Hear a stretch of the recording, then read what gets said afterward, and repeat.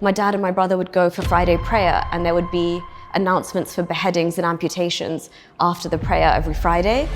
You weren't saved in Britain, you were saved by going Saudi. Yeah. You're saved by going Saudi. How ironic is that? And I remember my grandfather said to me, if I was your father, I would never let you do what your dad has just allowed you to do. He was insanely radicalized while he was here. Like my mum, obviously I wasn't born, but my mum was telling me that he wouldn't even like look her in the eye when he would talk to her. He'd like look down. You got your passport in your hand? I was like, yeah. He was like, do not, just put your foot down and make your way to the airport where these stupid charges don't apply. In a real world that we're in, you are risking your life. Yeah. It's disgustingly oppressive towards women, and it's so vague that it will allow for, it's all encompassing. Like it's a catch-all for women. You're oppressed, there's no way out, and all of these things, like what was put on me, is justified, very much so by the guy himself. Information covered up, censorship, corruption. The mainstream media have proven itself to be untrustworthy. I'm here to give a platform for debate, for truth, for open discussion. I'm introducing you to my podcast, Silenced with Tommy Robinson. Who exactly is Tommy Robinson, or Stephen Yaxley Lennon? With the English Defence League, the EDL. The problem is with Islamic The English far-right Islamophobic activists. Since then, there's been organised protests across the country in London, Manchester, Leeds. People in their thousands are marching for Robinson's cause. There is no such thing in this country as a Muslim. Free Tommy Robinson! Welcome to my latest edition of my podcast, Silenced, where I'm joined with a guest who I believe is brave and courageous and risking their life, which we'll get onto. That is Nuria. So Nuria, thank you for joining me. Thank you so much for having me. I've seen your, not your go-to, but you're described as ex-Muslim commentator. Mm-hmm. So I'd like to just start, I want to get onto the whole Islam thing, your upbringing in Islam, but find out more about you first, if that's all right. Yeah, sure. So I'm third generation British. I was a third generation British Muslim. So I was born and brought up in London, left here when I was 9, but I was brought up in a kind of conservative to liberal, I guess, Sunni Muslim household. Okay. So yeah, I did primary schooling here, did religious education at RE as part of that. Was very much like loving Islam, repping it to the school and things like that. And yeah, my granddad was an imam of the local mosque as well, so he held the key. Okay. And he would open the mosque for the earliest morning prayer. And there'd be like Quran recital competitions and all of these things around the mosque that I would be heavily involved in. And I'd go to Quran classes every day as well after school. Again, a lot of indoctrination there. I started to wear the hijab at 9 years old based on what my Quran teacher told me. And why at 9 years old? Why would your Quran teacher why at 8 and why at 9? There's 9 is a special age for, I guess, a girl in Islam, and it's when things really like start to get serious and kick off. You're meant to take your like conservatism, modesty, all of these things very seriously. And obviously it alludes to, I think anyway, something very basic in the hadith, which is Prophet Muhammad's consummation of his marriage to Aisha, his child bride. So you'd say it was because at that point you were coming from a child to a woman in their view? In their view, yeah, Islamically. In Islam's eyes, Islamically, 8 you're a child. When you get to 9, you're developing into a woman at 9. And that's why you had to wear the hijab. Yeah, if that's an age where alleged prophet can consummate a marriage with somebody, then yeah, the rest of the Muslims should take that age as seriously. And where were your family from? Originally from Pakistan. Whereabouts in Pakistan? Lahore. Lahore, okay. Yeah. Okay, and you're growing up, did you say until 9? Yes. What, and then you went somewhere else? Yeah, so at 9, when I started to wear the hijab and things like that, I did for a while, and then I got interested in sports. So I took the hijab off, and then almost immediately we moved to Saudi Arabia. So we relocated for my father's job at the time. And yeah, so you went to Saudi Arabia at 9. Okay, so you was growing up in London at 9. Was you in a total Islamic school or not? No, I was in a like local primary school. Nothing special, just our local school. Part of just all I would do was participate in RE. But no, the Islamic education was separate after school. Okay. And at 9 years old, your family have moved to Saudi Arabia. How long did you live in Saudi Arabia? Till I was 16. So I grew up, like a large portion of my life I spent in Saudi Arabia, wow. in the holy land of Islam. Yeah, totally. I didn't know that. Yeah, no, it was such an eye-opening experience in so many ways. It's shaped who I am in so many ways. Why?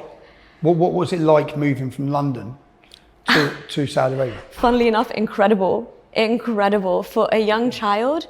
I guess I'm speaking also from a perspective where you go as an expat, so you go as a British expat and you're staying in a compound.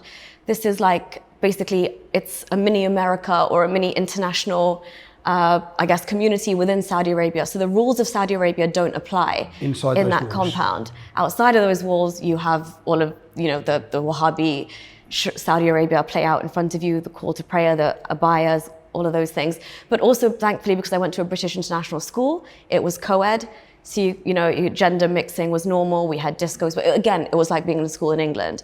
But why I say it opened my eyes a lot was because, again, how embedded like Islam was in Saudi. Obviously, they follow the Wahhabi Islam, and at the time that I was there, now this has been watered down a lot, but when I was there, they had the Mutawwa, which is the Islamic police, the religious police, and they would enforce Sharia in daily life. So if my mum was at the supermarket shopping and she was there with her like 2 English friends, they didn't have their head covered, and the Mutawwa would come and say to them, "You're in our country, you need to cover your head." And they even rebuked him like once and said, "We don't believe in Islam and we're not Muslim." And he said, "It doesn't matter, you're in Saudi Arabia, our rules apply." And then they had to, my mom told me, they both put on their headscarf and complied. So that was the big thing as well. They would stop men who weren't like stopping their cars on the side of the road to go and pray at prayer time. These little things of these like encroaching onto, daily life. My dad and my brother would go for Friday prayer, and there would be announcements for beheadings and amputations after the prayer every Friday. And Riyadh, because we lived in Jeddah, which is still a bit more of a liberal-ish city, if you can call it that, but Riyadh is intense. So they had this whole square, which is called Chop Chop Square, which is renowned for... Chop Square. Yeah, literally, that's what the expats called it. Chop Square. How religious were your mum? Was your mum and dad? So, because if your granddad's obviously super religious, if he's an imam at a mosque in London. You moved away with your mum and dad, was there a bit more freedom through your mum and dad, or are they strict?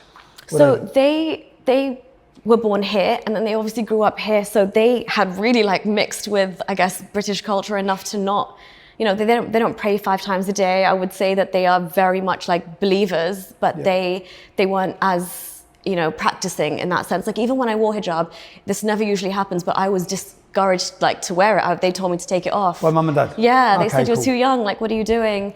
I just wanted to get to heaven or do whatever God told me to do. So I was doing it off my own accord. They were actually happy when I took it off, which obviously is never usually the case. So yeah, you can tell that they're a bit more like liberal in their outlooks. But going to Saudi Arabia, spending time in the Middle East, being surrounded by all these other cultures, they got more and more disassociated from my grandparents here, who were quite conservative and religious. So as a family, we would travel the world, and they can see how intense Islam can be. So they're rebelling in their own ways as well. And then obviously 9/11 happened, which kind of shook us all to the core as well. Where was you when 9/11 happened? In Saudi Arabia. Okay. Yeah, and it was so bad, Tommy, because like even non-Muslim neighbors of ours, they would say, "Can you teach us?" Because we lived in a very heavily American compound as well, so we were a target after that. We were on high alert because there was a lot of American military there who would live there, because we're connected to Raytheon as well. So everyone had to get like bulletproof windows, and every company that somebody worked for, they had intelligence of what was going on. But non-Muslim families would come and say, "Can you teach us the Shahada or the Kalma?" I was like, why'd they want that? In case someone come in? In case there was... So they could say they're Muslim? Yeah, and they put like, our neighbors were from New Zealand.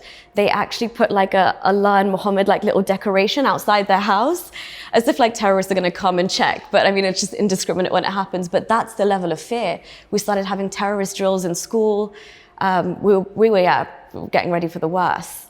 Do you know they do terrorist drills now in school? Do they? They lock the kids under the tables. Oh wow, yeah. I thought it was just my kids' school. So my kids come home and said, "Dad, like this has happened. We've all had to get under the tables. All the doors have been shut. We've all had to keep quiet."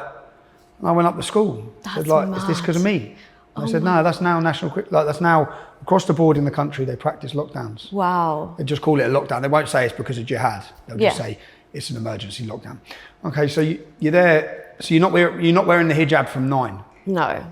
And then you're living quite freely in Saudi as such. In the school you was in, was it mixed as Yeah, well? mixed, every nationality. And that's actually what kind of it didn't shake my faith, but it made me think that Islam is really like, what's up with the Islam that we follow? It's so rigid and intense, because I met people from various Islamic, different strands of Islam. So there was like Lebanese friends I had who were Druze, which is like, it's kind of like Christianity and Islam, it's kind of infused. And you know, they're able to like enjoy life a bit more, they're able to drink, it's kind of a mishmash of both. And I was like, why do we follow the one that just sucks the joy out of life? It's so intense, all of this.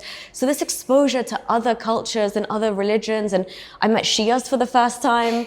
I didn't know that they existed. And again, in Saudi Arabia, they weren't able to say their last names and come to the same mosques as Sunnis were. They have to live like almost underground, because Saudis don't like Shias at all. So even Shia friends of mine in school, they wouldn't openly discuss that they were Shia.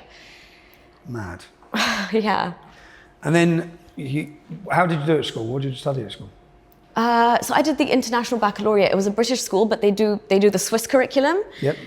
Which was also weird, because you'd think we're doing the British and Swiss curriculum. You speak very well as well. Oh, thank you. Is that from out there? I guess so, yeah. I guess it's the schooling. I guess they did something right. Is it a private school out there? Yeah, obviously. It's akin to a private school here, I'd say. Okay. Yeah, the standards are quite high for the schools out there, because Saudi Arabia is considered a hardship zone. Nobody in their right mind is going to want to go from London to Saudi Arabia. So they make the schools really good. They offer expats a great package. You get 4 flights home, business class back to your country, because it's such a hardship zone. Yeah, I mean, for a normal person, you don't have cinemas. You can't access bars. There's nothing to do. There's no especially when I was there. Now Saudi Arabia is opening up more and more, but it was very much like you sacrifice all of your pleasures and like so they have to make it worth the employees' while. Exactly, Giving them incentivized. great education and things like that. Yeah, all paid for. All paid for. How did you qualify at school? What did you leave with? So it's the equivalent of, I guess, like A's. A star, got AA, A's? yeah, because the uni I applied to had very high standards to get in. Where was the uni? So these Russell groups. Where's that? It's in central London. It's part of University of London. Okay, So you've got yeah. LSE, UCL, SOAS, Okay. I think Queen Mary, they're all. Okay, so you left. And is that when you left Saudi Arabia to come back to London when you finished school? No, so I went to Dubai for 2 years, did my last 2 years of schooling in Dubai. That's when and then I came back at 18 for university. And when you went to Dubai, what was that for? Just your last 2 years of schooling? That's where My dad's job moved him to Dubai. moved him to Dubai. Yeah. Okay. How was that, breaking up with the friend? Okay, so if you've got all your friends at 16, you've been in the school for years, and then you picked up and moved to Dubai. It was awful. I honestly, we cried, and we were begging our dad to just stay 2 more years How in many Saudi. children? You? We're 4. Okay. All girls, boys? 3 girls, 1 boy. So, because you're uplifting them. How old were you at that time? 16? Yeah. What about your brothers and sisters? How old were they? They were 14 and 13.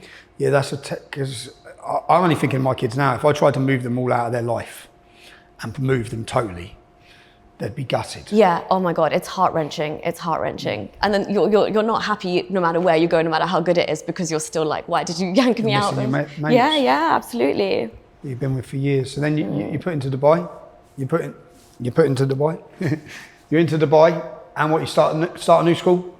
Yeah, new Was school. Dubai a lot better? A lot more free? A lot better. I could start learning to drive. I didn't have to wear an abaya. I could go on a... Because women can't drive in Saudi. No, They couldn't. They couldn't at the time. Now they can with permission. Now they can, yes. permission, or? I think it should be, I think the permission element should be waived as well, but Okay. in practice, yeah, it's probably still there. So you've gone to Dubai, you're at a new school with your brothers and sisters, living in what sort of area there? Very nice by the beach in Jumeirah. Okay. Really, really nice life, very cushy. Yeah, it was glorious.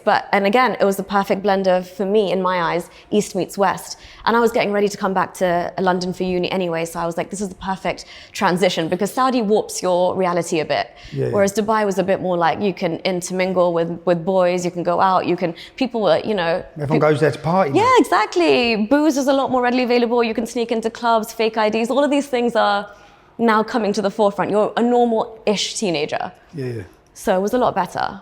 And then you stayed there for 2 years, left school and applied for uni in London. Yes. Come to live with, when you come back to London, who'd you come to live with? I tried to live at home with my With granddad? grandparents. I was just thinking this. It was... Especially you must have been, from the girl you would have been if you stayed in that school in London, wearing the hijab at 9, with the influence of your granddad and the mosque, to the girl you probably then become, even though you've been in Saudi and then Dubai, with a bit of freedom. You've come back. What's your granddad's opinion when you've come back?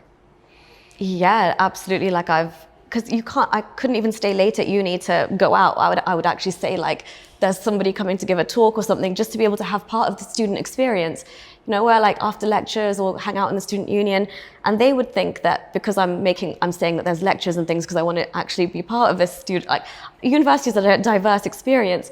They thought I'd gone off the rails, obviously. Like I couldn't keep up this commuting and coming home late and, you know, trying to live a double life. So eventually I wrote a long-winded email to my dad saying all the reasons that I can't live here and how much the uni experience I'm missing. And he just said, okay. And again, I'm so grateful. They understand, and he actually put me in the thick of it, and I was able to stay in dorms and actually get the full experience for university, because they just think you're a lost cause if you start even giving them thoughts that you're potentially hanging out with boys, or you're drinking, or you're out clubbing, and that is there is no scope for that. And I remember my grandfather said to me, if I was your father, I would never let you do what your dad has just allowed you to do.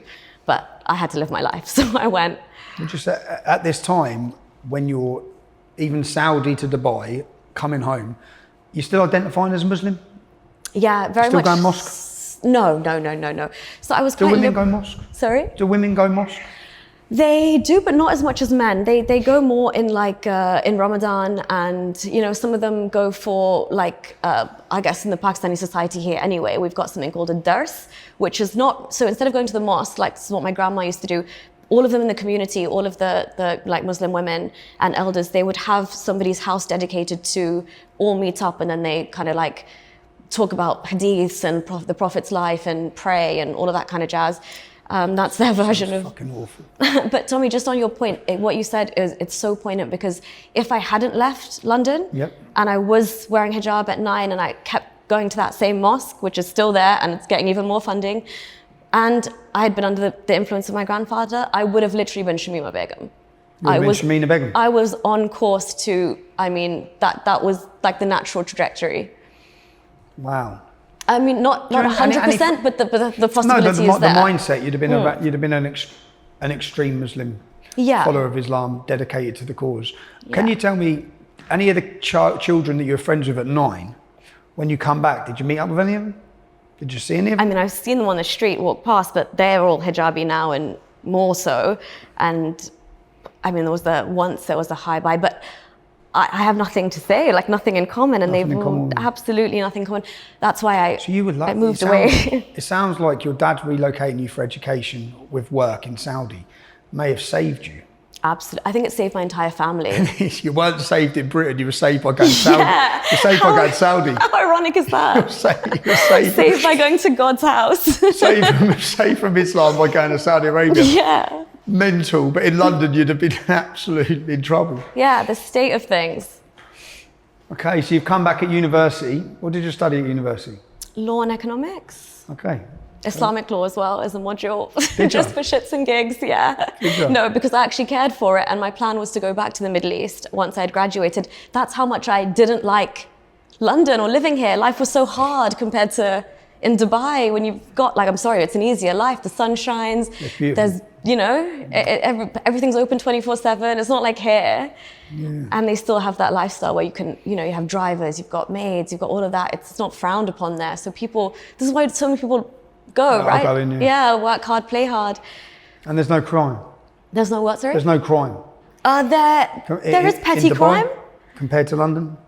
No, not hardly. And it's safer. I can walk back on the streets in Dubai at like 3 a.m. and I wouldn't be as scared as I would be here. So there are those little And you holes. see, when you've come out of university, what qualifications did you get, if you mind me asking? I got a 2-1 2-1? with honours, yeah. Okay. I wasn't gearing up for a first. I wanted to enjoy uni. Yeah, you had a good time. I wanted to have a good time, yeah. And then what did you do for work? Well, I did actually move back to Dubai right after university. And I worked with my dad for a while. So we were like moving around quite a bit as well. And then he had the chance to like manage Pakistan, which he said he would do from Dubai. So he obviously didn't want to. Yeah, good choice, exactly. He saved all of our lives a bit longer in Dubai. Otherwise, you'd have been back in Pakistan. No, I mean, I don't think we would have gone with. We would say just do trips and come back here, keep our base in Dubai at least. He's also not been back many times. Obviously, he struggles with certain elements of it. Of what? I guess it's just the hardships then, like the electricity going every 2 hours and that he's accustomed to a good life after a successful career. I think so, yeah. Well, your dad, just like if your granddad, obviously, he was super religious. He's obviously done it. Yeah. And working as what? So I worked with my dad for a bit, and then I worked for actually a British NGO that was based out there. But it was working with celebrities around the world who would, like do like some kind of art for royalties. So nothing really in Dubai was like getting my attention, because it's very much oil and gas or property or these kind of industries, which obviously after studying at SOAS, I had a bit more of a humanitarian outlook. And Dubai didn't have any employment opportunities for that, really. So I struggled with that side of things. And yeah, again, I got stuck into the Dubai bubble of just, you're out of reality. People just there, if you have a decent life, all you think about is where's the next nice restaurant we're going to, or what's the new Michelin star restaurant that's opened. You're so detached from reality, but you understand that you can't speak your mind. So I couldn't even on WhatsApp and stuff, like you can't banter about things, you can't. Is it like that in Dubai then as well? Absolutely. Because people have this facade now with Dubai that it's this amazing, beautiful place and everything's perfect. And to be honest, I hear the argument now that's thrown. Well, look at the crime in London. Look at the mess of London. None of this is going on in Dubai. Dubai is a beautiful, peaceful place that people can go live in under security. And they end up wanting the Islamic way, in comparison. Yeah. But it's not free? No. That's a veneer. Like, as soon as it comes off, I mean, you can get in trouble in Dubai for writing the F word on WhatsApp to somebody. I mean, how do they monitor Islam in Dubai? How do they monitor? How do they monitor Islam? How is it with regards to, could you criticize Islam? Not publicly. If you were to, you wouldn't be clever if you were to do that on any kind of social, virtual medium at all. I was in Dubai and Qatar when I was leading the English Defence League. I was thinking, what am I doing? I was logging in the computer in the hotel. I was logging in the computer in the hotel when I was in Qatar. I was in Qatar going on the English Defence League Facebook group at the time. You're braver than me. I hope you had VPN. Man. I went to Dubai 3 times. Oh my God. I was at Jumeirah Beach. Yeah. It's a nice beach, isn't it? Yeah, it's beautiful, man. Yeah. It was beautiful. Was I there when Madeline, I can remember I was in that hotel when Madeline McCann got went missing. Oh my God. I remember it, yeah. But, okay, so you're struggling with a purpose, are you, in Dubai? Yeah. At that time? Yeah, I was. So I was traveling a lot, and then obviously my parents again were moving to Malaysia. So with work again, yeah. Brother and sister have to go there and all. Were any of them young enough to get dragged along? My brother and sister were at uni, but the little one had to go with. Yeah, man. So yeah. I know. She's like, every time they say, "Oh, we need to talk," she's like, "Don't. I know what it is. Man. Where are we going now?" But I mean, again, it shaped her amazingly, because I can actually, like, she can go and kind of adapt to any culture and any people. Yeah, and she's free. She's free. Yeah, absolutely. Okay. So you're struggling. Do you come back to London? Did you? No. So actually, this is I guess in hindsight, it's great what happened. But this was a low point in my life, because my parents didn't want me to stay in Dubai and not be married, because. How old was she? 21, 22. How old are you now? 32. Okay, well.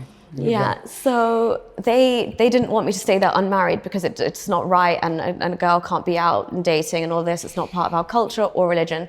So they said, either come to Malaysia or you need to do a nikah, which is like an Islamic marriage, with this guy that I'd just been introduced to and we were seeing. So who was the guy? Who introduced you to him? One of my old high school friends. Okay, so you'd been seeing him anyway? Yeah, but yourself, so you chose him? Yeah. It wasn't. You're dating some dude? Yeah. Where's he from? He was originally from Pakistan, but he was born and brought up in Dubai. Okay. So so then they wanted me to do an Islamic marriage, which obviously I didn't really want to do, but then I thought that's the only way that, even if I was to go to Malaysia, like, that I can have visits back to Dubai or whatever, I can still travel. So then they were like, no, you shouldn't do an Islamic marriage because it looks like something's gone wrong or that you're running away. So let's do a full, like, whole big wedding so that people know that this is, you know, done the right way and it's the real deal. So I did that. You got married to him? Yeah, I did. Did you want to get married to him, or was it just for this purpose? No, I was far too young, and I hadn't dated my fair share of men that I wanted to. I was, you know, nowhere ready to. Did he want to get married? Was he privy to these conversations, or was his mum and dad sorting all that? No, he was pushing for it. Oh, he was pushing. He was definitely, he was definitely pushing for it. Again, now in hindsight, I also think there was an element of them trying to get an English passport secured in a way. Oh, his family. Yeah. Because he marries you, bang. Your family is successful. Thank God the process is not that simple anymore. But yeah, I think anymore. that was the It was back then, though, wasn't it? Yeah, it was, and that's why I was not bringing him to London on any trips, because obviously it gets easier the more times he visited, and I would just come by myself, or I'd go to Malaysia to see my parents. Obviously, because the marriage was insufferable, very much like. Why? Because, again, that's why I think there was this hidden agenda for the passport thing. Because after the honeymoon, the switch was just so. When how he was. Yeah. It was like a completely different person. But I think there was also like some underlying mental health, you know, issues there that they hadn't told me about. Because when I questioned his sister and his parents, they realized like I had clocked onto something, and that's when I realized something is really. How long was you seeing him, if you don't mind me asking? Before the marriage? About 8 months. Okay, so, when you say seeing him, was you living with him? No. Is that because mum and dad wouldn't have approved, or could you have been living with him? No. You're not even allowed to step into the house. In Dubai? Yeah. Okay, so you haven't lived together. No. You're seeing each other what, for a meal here and there? Yeah. Like a cup of tea. Well, he wasn't a good Muslim then, was he? No. Naughty boy. Who is? No. No, okay. Would you say a lot of Muslims are doing that? Absolutely, yeah. Okay. Yeah, well, I mean, we know which hotels don't check. We know where to go. Oh, you know, as a teenager, you know how to navigate. You find out your way around it. Absolutely. Okay, so then you're marrying. Was he nice up until the marriage then? Was he a nice guy? Yeah. Obviously, that front how old was working. He? If you were 21, how old was he? He was the same age, okay. or a year older. Was he working? Was he successful? Intelligent? Again, just like living off daddy's money kind of thing. So just throwing around like wealth and. Oh, they were a wealthy family? Yeah, and he would kind of want to live beyond his means as well. So I think that's where we were mismatched. As he would think we should take business class tickets and stuff. And I thought you should do something to at least deserve that. Okay. So there was a lot of issues there as well, and I'd keep coming back to London and just like having time away. You'd keep escaping. Yeah, a lot. Home. Like I was with him for about a year and a half. I think I took maybe 7 trips and maybe spent like 5-6 months actually with him. Did you tell your parents you weren't happy at that time? Not for a long time, because as you said, like I thought this was on me because it was my decision. And in our culture, religion, a bit of both. Was it your decision though? I mean, no, that's Nah. what I think now. Exactly. I mean, it's ridiculous that I had to do that. At the time, as a Muslim girl, you're thinking, I've married him, it's my decision, I made this decision. And you're told you can't do whatever you want as a woman, but do it once you're married, and do it from your husband's house, and do it under like, you can't do anything before that. If you want your freedom, if you want to travel, you have to do it. Once you're married? Yes. But that's the wrong way round. Absolutely. You're meant to do everything else, and when you get married, stay at home. Exactly.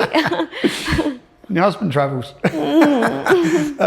Okay, so you're flying back to England. How does it work as a young Muslim lady in that situation? And actually, I want to know, when you say he turned, what was he like? Getting very like. So I didn't really, I'd never had any understanding of what like, you know, emotional abuse and things like that were. Yeah. But he was starting to like take on very creepy behavior that I just would think to myself, this isn't normal. Like, you know, taking on certain personalities of like, we were watching House of Cards or like a show, he would take on, I was watching Mad Men at one point, he would start acting like the main character of that show, Don Draper. And when we go out to eat, he would order a drink in the way that Don Draper would order the drink. And I was like, what is wrong with this man? Sounds pretty funny. I know. Maybe he was just having a bit of banter. No. But then Tommy once, when I was literally asleep and he was watching the OJ trial and he like hovered over my bed with some whiskey and he's like, this is a great like documentary, you should watch this. And then he put the glove on. Oh no, I was like, I literally was like one code away from telling my friend to like get me out of here because you felt intimidated. So I know we can laugh, but it sounds quite funny. But in hindsight, for you, was it an intimidating behaviour? It was tripping me out. I Okay. was like, what is going on? And then I just started to feel really, really like just on edge. And like when his car would approach, I just wanted to like, I'd go out to walk the dog and I'd go out for a very long time just to be out in public. So that like if he wanted to come find me, it would be within a public space. But then I started like watching TED Talks and feeling down, and I'm not really one to be depressed or like feel really low. And at one point when I thought, like, what's the point of this all? And I had like a split second of suicidal ideation, I quickly Googled like a TED Talk. And then I was like, something came up, and then I Googled like types of abuse. And I realized there's emotional abuse, psychological abuse, financial abuse, all of these things, and why I'm feeling the way I'm feeling. And it's like, finally, is this what this person's saying? Are they gaslighting you? I didn't know what these words were. I had no clue. And then I thought, shit, there was like a checklist. Like, is this is happening to you? And every Do they take single... on characters from films? Yeah, they missed out that bit. But like, yeah, personality issues, like this flipping and not remembering what you're saying. Or it got to the point where I had to start recording what he was saying because he would like outright deny it and make you think you're going crazy. Okay, yeah, he's playing games with you. Yeah. So when you have to start recording somebody, you know things are beyond repair. Okay, and this is when you're... Are you practicing at this time still, at this age? When you're married to him, obviously you've had an Islamic marriage, or you've had a big marriage, but you're, is he going mosque? Is he religious? Is he talking about religion at all at home? No, pretty liberal. His parents were. Okay. His sister was as well. And again, you're in Dubai, so we all observe Ramadan. We all observe all the basic things anyway. But as far as like him individually going, no, he loved his booze. He loved traveling. The whole shebang. There was nothing really. But like belief-wise, I still believed in Allah, in Islam, and all of that jazz. And so did he. How did you make the decision to leave him? I think the decision was more made for me when my dad was coming back on business one day and I hadn't said anything, but there were a couple of people I had confided in, and my best friend just took the initiative because she called up. I think my dad was weirded out that I wasn't answering his calls because I had planned to leave, but I had to try and get like my money, get my jewelry, get all my possessions that I wanted to take with me, because obviously I didn't want him to know that I was leaving. So I had planned my escape, and I didn't even want to tell my dad. I just said to my dad, I'll meet you for lunch tomorrow. If shit's bad, if he's just going to come home, you're gone. I know, but I would like... I mean, the level of where you're at is, I need out of here. Yeah. Again, though, I wasn't planning to do it that night. No? So I had a plan in place, and I thought I was just going to go and see my dad. But my dad, I got the inkling that something was off. And then he was like, Nouriel's not answering my calls. And I think my best friend explained to him what was happening. And he said, tell her to just get her passport and leave now. And my friend just came and picked me up, and yeah, we got out of there. And then obviously my dad was like, why didn't you tell me? Yeah, why didn't you tell him? Shame, culture, honor, guilt. Again, I'm the you first felt that because person... as a Muslim woman, they're not meant to have a divorce? Yeah, it's the last resort. You're taught to be patient, you're taught to make it work, deal with whatever cards you're dealt. So like I pushed him to maybe go get therapy when I realized like, that's no way going to work, and whatever condition he might have, it's like a long-term thing, and I'm not living my life dealing with this. But yeah, it's I am the first woman in my family to get divorced, even in like my immediate family. So I just felt like, yeah, there was that. You're lucky you didn't have children. I know. Even the Did he push you for children? No, actually, because he had just realized what traveling meant. Because again, So with the passport that he held, he couldn't really travel the world. But then when he was traveling with me, I showed him all of Europe, and I showed him a lot of the world, and he was on that hype. Okay, so you've got divorced, you've run off, have you? So you've left home and gone where? I just went back to my parents' house in Dubai. Yeah, and I got a job, and I actually got a job that I really, really enjoyed. So I was really living a nice life. What was the job doing? It was working for a Swedish startup that connects like international students with universities and makes like the partnerships. So I came to the UK and I toured all the universities. It was awesome. And involved in the uni life still? Huh? When you was touring, was you still getting involved in the uni life? No. No. Actually, I'd got really dead times. There wasn't there wasn't much. I just thought that sounded like a great tour. Yeah. It would be actually if there was more nights like that. Liverpool, I did. Liverpool was fun. Great city. Yeah, great city. Okay. So then you're doing your new job. Yeah. You're what, 24? Yeah, exactly. Okay. And everyone's like my similar age, and it was like great bunch of colleagues. So again, like England. Living where? Still in Dubai? At my parents, yeah, in Okay. Dubai. And like, again, I think England was playing, the World Cup was on, so we would have nights out watching the football. But he obviously now is like amping things up because I haven't got the divorce yet. My parents just said, we'll talk to his parents and we'll figure this like separation out, like civilly, amicably, without the courts. And then he started following me. Started finding out my new place of work. He hired someone to watch me at my house. I had to like sneak through the back door. I need to like call Ubers. My life was getting like I felt like I was being watched all the time, and it was getting like unsafe for me to just, be escorted not be escorted somewhere. And then my parents weren't in the... How was that for a young woman? That was crazy. I had like one of my friends come and stay with me because my parents were like here in the UK, and he would send things to my house, like really intimidating, weird things, like either like delivery drivers with like really weird notes attached with some food, or like, in Islam they use black magic, and they kind of like think that because I've left, there's something wrong with me, or that they can use black magic to bring me back. Sometimes I would wake up and there would be like just absolute shit just chucked outside my villa. And like, I would like, some people who would believe it would be like, don't step on it, like walk around it. But I'm like just trying to go to work and I'm dealing with all of this. And I went to the police in Dubai over and over again. And I said, this is a situation. He's literally watching my room window. He's following me to work. He's sending me flowers and gifts up to my office. Like, again, creating such a scene. And the police officer said, okay, install a camera. The next time he comes and does something, we'll catch it. So I installed cameras, did everything. Again, footage very sketchy because sometimes I don't know how he would like come from the back and leave something else somewhere else, or he would get someone else to do it. And then I realized the police aren't really doing anything. They don't care. And then I went over and over again to like say I need to collect the rest of my stuff from my house, like some of my belongings that his family have kept onto.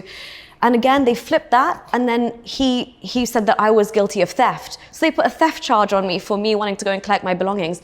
And I was like, why is the police twisting everything this way? And obviously he had like paid them, and he was there every day. Would he need to pay them, or would it just be that he's the man, you're the woman, you're in an Islamic country? There is that element, but he was hanging around this police station and making sure because he was making sure that my life would be made hell anyway. But then it got really bad. Like when the police started asking me for my passport for these like charges, I don't need to hand over my passport. But when they realized like I'm actually going to go ahead and get a divorce because screw this amicable stuff, the Dubai police called me and said that there is a charge against me for disobeying my husband, which is called Ta'a Zawjiyya in Arabic, which is a Sharia law, and I need to return to his house. Otherwise, they will arrest me forcibly and take me back home, and I can't leave without his permission. That's in Dubai. Just for all you fuckers who keep bigging the place up. Yeah? That's in Dubai. That's in Dubai. Yeah? For the great place of Dubai. It winds me up how I see people big up how it is when I still know what's going on there in certain aspects to women. Yeah. In lots of issues. Okay, and they've I'm guessing you run. I ran back to my house and I was like, Mom, Dad, this is what's up. And they were like, no way. And I was like, yeah, I thought no way as well, but it is possible in this country. And my dad's like, there is no way any judge or anyone or any court of law could send you back there. Sharia court Not can. on my. That's exactly what I said. I said, apparently, Dad, that Sharia law can. That religion we follow. Apparently, it's fucked. So what says this? Exactly. And where does that come from? The Quranic verse about if you merely fear disobedience, obviously me leaving him and leaving the house is mad disobedience. So yeah, that was put on me, and I was like, shoot, now things are very, very serious. So this, I stayed like away as much as I could. How long is this going on from you leaving him to not getting divorced? How long is the period of leaving him to divorce? This is a good year and a half. Oh, wow. Good year and a half. Okay. And Ramadan came along and he would stall the process. And I would keep saying, so I was just buying time. Every time they would call me, I would say, I'll come with my passport. I'll come. And I just kept like, my lawyer's trying to do her stuff at the same time. And also I would make use of their laws. In Dubai, a policeman can't take you to the police station after, I think it's 6 p.m. Without a female escort or something like that. So okay. I would refuse. They came to my house to try and get me. And I said, I'm sorry, my dad's not here. And he's my mahram in Islam. He's like your guardian. Yeah. you can't take me to the police station. There's not a woman. They got 4 men to come and take me to charge me with adultery or something. And I said, how? There's no woman here, so I can't come. Again, I saved myself from that situation. I'm glad we're talking about this because I'm totally getting onto your mindset of leaving Islam. So you're awaiting arrest. What happens? How does that end?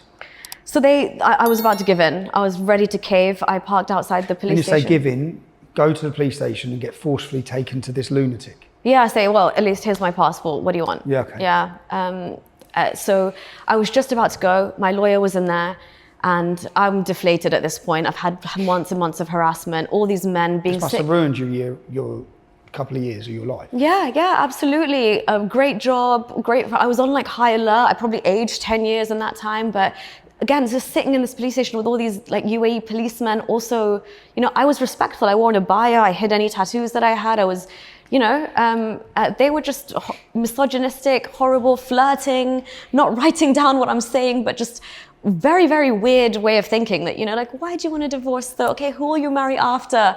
I'm like, what are you saying? Well, I'm single. Yeah, literally the state of the police. So anyway, Tommy, last ditch attempt. I make a call to the emergency number for British expats in Dubai. It was my last hope because I know in Dubai if you hand over your passport, your number, they don't know. And I needed like at least the British consulate or someone to know, hey, this is where they've taken Nouriel, this is what they've done, or this is what they're charging her with. Like someone should be aware. So I called and this guy answered and I just gave him like a 30-second rundown. Get your ass here. I'm like, yeah, he literally said, you got your passport in your hand? I was like, yeah. He's like, do not, just put your foot down and make your way to the airport where these stupid charges don't apply. And my lawyer at the very same time ran in and she's like, get out of here. They're trying to charge you with the highest level of things. And like, they're going to make your life miserable. She's like, forget the divorce. That's the first time I heard her say, because she was trying to fight for me and say, we'll get you divorced. That's the first time I heard her say, forget the divorce. Just get out of here. Get out of here, yeah. God, so you had to flee Dubai. Went to the airport and flew back to UK? Actually, thank God, one of my colleagues was booked a flight and she was so clever. She's like, I'm not going to send you via Muscat in Oman because even they might return you. Because Dubai was going to put a travel ban on me because I hadn't given my passport to the police. So every time I went through the airport, like with my Emirates ID, I was like so scared when the alarm would go off. Waiting, yeah. Yeah, and then I got on the flight to Baku. So came Where's by Baku? Azerbaijan. Okay. Oh my God, Tommy, like it was so, when I got to the airport, when they scanned my passport, the alarm went off and I was like, that's it. The police are gonna come get me. And put you back. Yeah, and then the woman was like, I was like, what's wrong? Can I get on the plane? At least that's like more international territory. And she was like, oh, I'm sorry. And then I was like, what? And she's like, is it okay if you get moved to the front of the plane? And I was like, shoot, they're gonna come get me because they won't make a scene. They can arrest me from the front. And I was like, yeah, I was so just wanting to get on the plane and get off Dubai airport territory. I was like, yeah, sure, put me in the front. Got in the front and realized I'd been upgraded to business class. She put a white cloth on me, gave me some champagne. And my mom's like, are the wheels off the runway? Are the wheels off the runway? And a glass of champagne, mum. Bye, Dubai. Fuck him. Peace out. What? This is just your story of your instant of trying to flee an abusive partner and the struggle of it. How many women do you think this has happened to in countries like Dubai? So many. And they don't have the luxury that I had of like... You had the British family, you had the British passport. Exactly. If you didn't have the British passport, where would you be now? Yeah, in a parallel world, absolutely. And that's in Dubai. Yeah, at the behest of this. And that's the reason I decided to like speak up as well, because basic things that I now in hindsight realize could have saved me, having a divorce clause added to my Islamic marriage, which by default isn't really there. Because the majority of Muslims in the UK don't get a British marriage. They get an Islamic marriage just done in their mosque. Yeah. Which is what the argument comes in now for an aspect of Sharia law, which Muslims are arguing for an aspect of Sharia law so that they can undo that marriage, no? Yeah. In the UK. Okay, so you've legged it to the UK. You land in the UK. Is this your moment of questioning your faith or not? Yeah. Was this the thing that made you question Islam and question everything around it, or was this a pathway there? So I came back, processed everything that I had just been through. Where did you stay when you come back? With my grandparents. With your granddad? Yeah. Local imam. Yeah. What did he say? What was his opinion They of you legging it from your husband? They were, I think my dad had given them a talk to say, listen, she's gone through some stuff, just whatever you think and whatever, just don't put it on her right now, just leave her alone. And I think that's what they gave me enough space to just kind of think and heal and whatever. So I was writing, I got therapy, amazing therapy. Did you have to leave? You've left your job then? You've left your life? I actually, the job was, they were so nice, the company I was working for in Dubai, they would see me leave work and go to court and put an abaya on and come back stressed. They would see me go through this. My manager was like, even when I flew to London, he was like, do what you got to do for your safety. It's not a problem, and they were so flexible and I really do appreciate. Western company? Yeah, of course, yeah. Okay. But then I started writing and I was like trying to understand what had happened to me. And then I thought, how do I tell my story? Like what's happened and how can I... How old are you at this point? 25, 20, okay, 20. 6 years ago. Yeah. So I was like, how am I going to defend this? Especially here, like when I tell people what happened, they'll be like, oh, that's what happens in Muslim countries, you know, to women. And I was trying to make sense of how they've used something that they can consider Islamic against me. Because I thought maybe this is just men abusing their power. Because I was still a believer deep down. I thought this is just men being, you know, on a power trip. And then obviously, finally, I had access to a free internet. I didn't need to use VPN. I could access Islamic sources. I started thinking, how do I defend Sharia against me? And I thought, if this is God's law, surely it's come from the Quran itself, because I'd studied Islamic law at university, so I knew Sharia was derived from the Quran itself. And so I thought, let me read what, again, I'd studied law, right? So I was like, let me read how they could take that from the Quran and put that law on me. And then it was the first time, Tommy, I actually read the Quran in English as an adult. Not in just like to be mystified, but to be like, from like a critical mind. So what's God saying? What the hell is God ordering?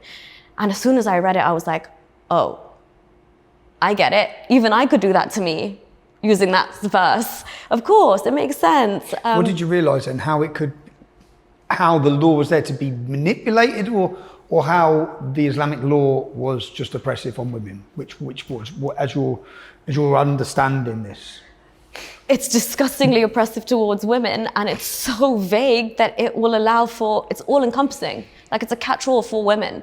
You're oppressed, there's no way out, and all of these things, like what was put on me, is justified very much so by the guy himself.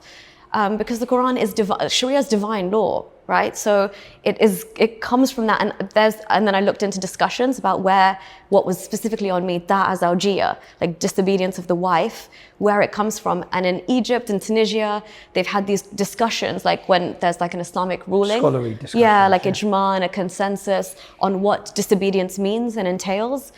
So this was quite... What does it mean? Anything? Literally basically. answering back, not looking at you properly, anything. Anything. So anything covers disobedience and you must be Anything. punished. And remember, it's merely fear. It doesn't even have, the act doesn't even have to have taken place. He has a fear of disobedience. Yeah, So yeah. you might disobey him. Yeah, and so you could then be he has paranoid. the legitimate... Yeah. Oh, he's paranoid. He's got a feeling you might disobey him. That's enough. You're 25, 26. You've grown up as a Muslim. You've practiced Islam. You've previously worn the hijab. Your parents... Granddad runs a mosque, and here you are now questioning everything. Yeah. How's that? As in, for you, when you're looking at this and you're thinking you disagree with it strongly, that must be a bit of you've lived 25 years of a lie. That's exactly it. How yeah. do you want to accept it? Yeah. Well, so after that, to try and save it, you know, like the last ditch attempts to be like, surely, like there is something that will justify, make this redundant somehow or balance out. Yeah. So I was like, okay, if this is Allah, which is ridiculous, Allah can't mess up. But if this was Allah messing up or giving the room for this to happen in the Quran, surely Muhammad maybe must have come and, you know, just fix this up a little bit to save women or protect women a bit more.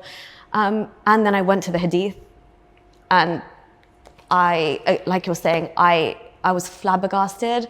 I felt sick. I was shocked. I felt betrayed. I felt lied to. And I was in my other grandma's house, and in front of me there was an Allah sign and a Muhammad sign.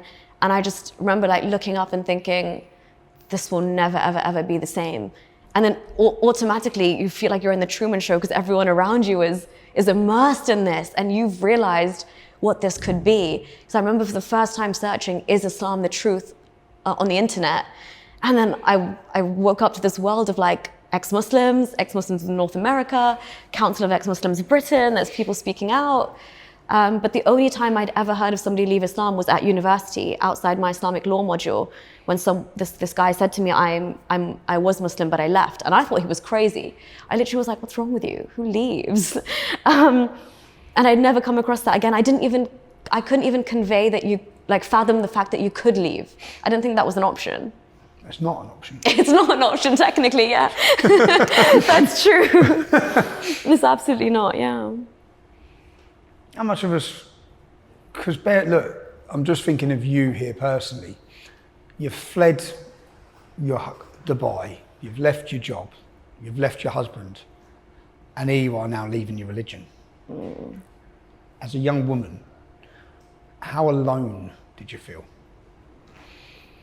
It's quite isolating, like within a family dynamic especially, because when you leave Islam, everything, like a lot crumbles with it, right? So a lot of like your predisposed notions towards like people that Islam tells you to hate, for example, that you naturally didn't really feel hate for, but you held on to some hate because Islam told you to.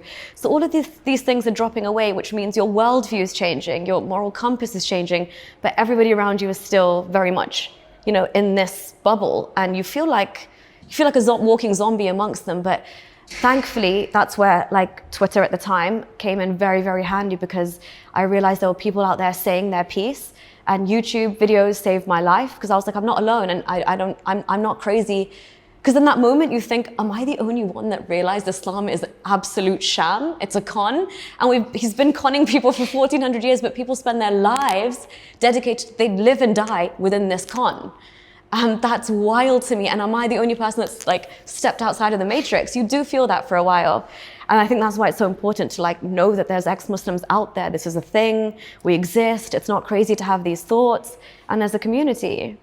Do you mind if I ask, at that time, were there any pivotal ex-Muslims that you listened to? Was there any pivotal YouTubers that you were listening to that helped you?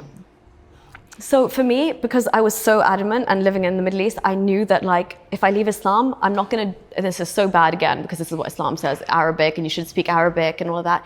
I only gave credence to Arabic speaking YouTubers who were talking about Islam. So I listened to Sharif Gabber, who's an Egyptian ex-Muslim, still in Egypt, I believe, in a precarious situation. And I listened to the Masked Arab, who has like videos of how jihad and ISIS and all these things come directly from the scripture.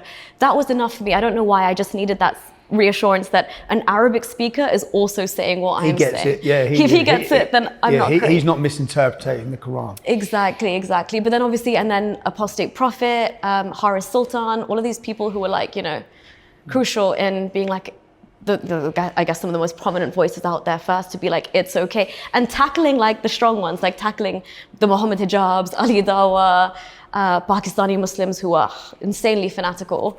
So I guess there was enough like power in numbers. How do you sit your dad down and tell him, or your granddad? My granddad, I don't, thankfully. So I don't have to, he's got dementia now. Okay. My father, I did not plan to tell him. He saw my Twitter, at the time it was called Twitter, he saw my Twitter bio. And what was saying ex-Muslim? Dad's just looked on and saw ex-Muslim. Yeah. What the fuck's happened here? Literally, it was in passing. He just stopped me. I was walking upstairs and he's like, so what, you ex-Muslim now? And I was like, all right, so we're doing this here then. I was like, yeah. And he's like, but why ex-Muslim? And I was like, I need to use that label just if it's for a particular purpose. It serves a purpose right now. And you might not like it, but I must use it. And then... Why? Did you try and give him an excuse for why you're using it? Yeah. Or did you just outright say, I've left, it's bullshit? Or was you... I said there's more of us and we need to use this term because this is something that needs to be normalized. And I wasn't really given much pushback on it, thankfully, because I think they've raised us to be curious and educated. And my mom always says to my dad, like, this is her. So I think when he tries to not stop me, but discourage me from speaking out. It's more from a safety perspective. They are really, really worried. Like, even when I traipse around London, like, I can see the stress on their face when I leave to go and speak at, like, you know, some event related to Islam or whatever. But my mother always says this is her exercising her free speech, so you got to let it. So your mum and dad are, would you say they're a rarity from a Pakistani family? Every single Pakistani I've met says my parents are an anomaly. They are, wow, like, how do you have parents like this? Because other parents would possibly kill you. Yeah. At least disown you, maybe shun you, blackmail you, emotionally manipulate you. When we talk about ex-Muslim, where we are here, it's a village 5 minutes down that way, and I was walking past, this is going up to probably 10 years ago, and I walked past and this Asian woman stopped me out of the shop and she said, "Oh my God, Tommy, oh my God," she said, "please come to my house." I'm thinking, what? Well, this is weird. "Please come to my house." And when I went to her house, and she said, please, let me just talk to you. I only live there. So I went to her house. She's been hiding there for like 7 years. She's only from Hempstead. Yeah? She'd been hiding there because she left Islam. And I met her boyfriend, who was an English lad. I met him and he said, "We've watched all your videos, we've been watching everything." This was at the time of the English Defence League. And she spoke to me about her life as an ex-Muslim in hiding, yeah, because she believes her brothers and her family would murder her. Wow. Yeah? How do we, what's your opinion as an ex-Muslim? You've obviously met a lot of ex-Muslims in the UK. There's no organised get out for them. There's no, you know, if you want to leave a far right group, there's all these heavily funded organisations who will come in and help you leave that organisation. Yeah. If you want to leave a gang, there's massively funded organisations that support you through that process, that help you move to safe houses. If you're a Muslim and you're sitting there in a densely populated Muslim community that's extreme, and you want to express your freedom in Great Britain, how does one do that? Do you know of any groups that help? Do you know if there's any government-funded help to leave Islam policies that would fund and support safe houses for ex-Muslims? Not that I'm aware of that, you know, specifically cater to that at all. I think it's far from that. I think actually we need to flip our services, because at the moment, I mean, I don't know, at the minute I wouldn't even feel safe reporting to the police that I've potentially left Islam. If, you know, who knows what kind of police officer you've got, what his thoughts are, all of that kind of jazz. But I guess the Council of Ex-Muslims Britain is an organisation that I felt like there's one, I guess, institution here that is set up with that in the title. And if you look at the website, Tommy, there's thousands and thousands of people who have signed up to it. But that's safer, because they need safer. Yeah, we have no safe houses. They need place. protection. They need hiding. If they want to leave, if there's women out there watching this, young Muslim girls sitting in a household who are scared, how do they leave? That's the thing, and the police are... I know that what you're doing is very brave. You're putting your face out there. You're telling your story, which hopefully inspires other people to search for their own freedoms. But in a real world that we're in, you are risking your life. Yeah. And there's no real... I mean, I say theoretically I'm safe in this country, but really the police are reactive, right, as opposed to proactive. So no matter what's happening, no matter the amount of threats, death threats that any of us, like activists or people, receive, the police are just like, okay, cool, well, we can't really do anything until something's happened to you. So really you're just sitting ducks for if something was to ever happen to you, because there's no mechanisms to safeguard you in the interim. It's more of a free-for-all, and obviously should the ex-Muslim Council, should there be some organised effort by ex-Muslims to create a charity that funds these people? I just think that it's drastic that there's probably a lot of people wanting to leave Islam and aren't free to. I'm free to because of the isolation from the family, which is a problem. Would I want to leave something that would mean my whole family will never talk to me again? It'd be devastating. It would break my family. I think you've been quite lucky by the sounds of your mum and dad. Yeah. I still talk to you. Yeah. About your brothers and sisters? Yeah, we get on very, very well. And I think That's my good. leaving as well has obviously affected them. It does have ramifications in a tight-knit family. So yeah, I'd say a couple of them are very much veering towards being on their way out. Yeah. That's it, go on. You're the domino. Boom, one generation Hit the domino. saved. Yes. Hit that domino. Okay, now that's one thing. I think that as ex-Muslims, there must be, someone has to create some sort of network of safety houses and of funding that helps people in Britain have freedom. Yeah, and I think if the government recognised this... The government should. Yeah. This is a government issue. This is a government issue from ladies like yourself. They should be supportive, because how many have been killed? I don't know if you read the story yesterday, just in Sweden, the young girl who was pregnant. Did you read it? No. No, her Somali boyfriend just strangled her to death through honour because she wasn't a Muslim. But I've always spoke about Muslims attacking non-Muslim women. Yeah? There was a girl, I hope you don't mind me naming her, will I name her? But there's a girl who was going out with a Pakistani in Luton, a white girl. She ended up living with him in his house. She used to wear the full niqab, yeah? Beautiful girl as well. She used to wear the full niqab. She ended up getting about 8 years for heroin. They all did. And when Lee Rigby got killed, she contacted me and said, Tom, yeah, we're yaks, yeah? Because I've grown up with her. She said, I need to speak out. I said, okay. And then I went to meet her. And she wanted to speak out for the Pakistani women. She said, what you don't get, yaks, you see in every house, there's a woman there with no passport. Yeah? So she was telling me the story of Luton. Like, she was his wife, my friend, the girl I know, yeah? She's gone on to have a great life now, yeah? But the best thing that happened was getting done for heroin, madly. But she was, he used to batter her in one room and then walk in and beat the Pakistani woman. The difference is the Pakistani woman didn't have a passport, couldn't speak English. Yeah? So she told me the story of how many women are in these houses in towns like Luton who are Muslim girls, brought up as Muslim and stuck in this country and stuck in a life of slavery, who there's no help for. Would you, in your knowledge, growing up, probably you've been abroad, but are you in any knowledge that there's Muslim women being treated in this way in the UK that don't have a get out for help either, because of the honour, because of the danger? Yeah, absolutely. I actually work in the DV sector. So you work in what? The domestic violence sector. Okay. And the amount of, as you're saying, cases which come in for obviously domestic abuse, but the overlap with the amount of referrals I do to the NRM, the National Referral Mechanism for Modern Slavery, is insane, because some of these women, again, they actually want to bring them from Pakistan itself, because they know that they're not going to be able to get by here. So some of these women I speak to have been here for 1.5 years, Tommy. They've been sleeping in like what you would call like a little storage room. Okay, literally brought here to be for domestic servitude. There's no marriage, there's no love, there's none of that involved. They don't even, I'd ask these women sometimes, like, where, especially if they call us when the perpetrator's out, so they're trying to plan an escape, and just little things like, can you get to the nearest police station? Can you get to your nearest bus stop? You take the 85 bus to here. They don't know how to read the signs or how to, do anything. And some of them are completely, fall through the cracks. It's only the ones that get spotted or seen, or they've got a friend that takes control and calls a number or something that we're able to help them. But yeah, this is happening across the board. What we're talking about here is the women, from your experience in the domestic abuse, are we talking about Muslim households? Absolutely, yes, okay. Yes. And especially situations when the man has quoted the Quran while beating her.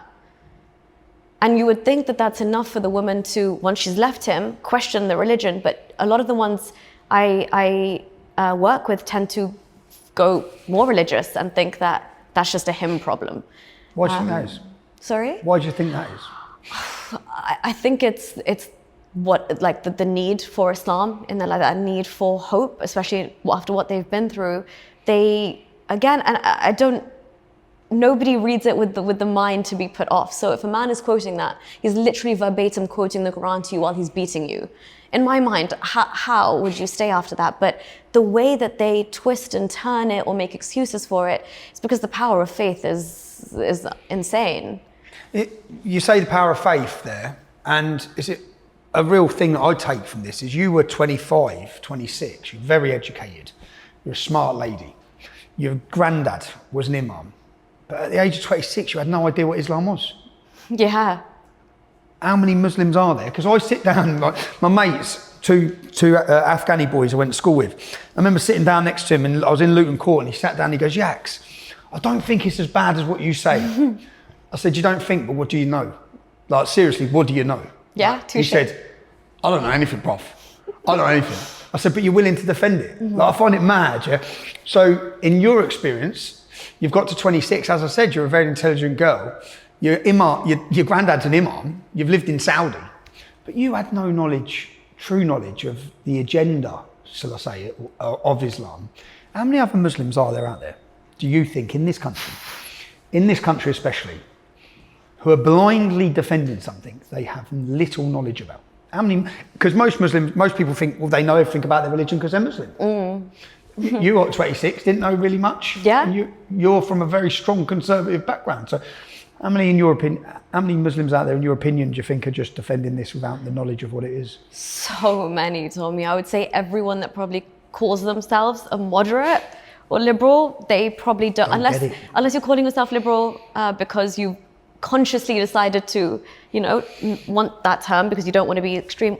Moderates genuinely, I would say, don't know. Like, I would say my own family don't know, to be honest, the depths of it. As you said, I did not know.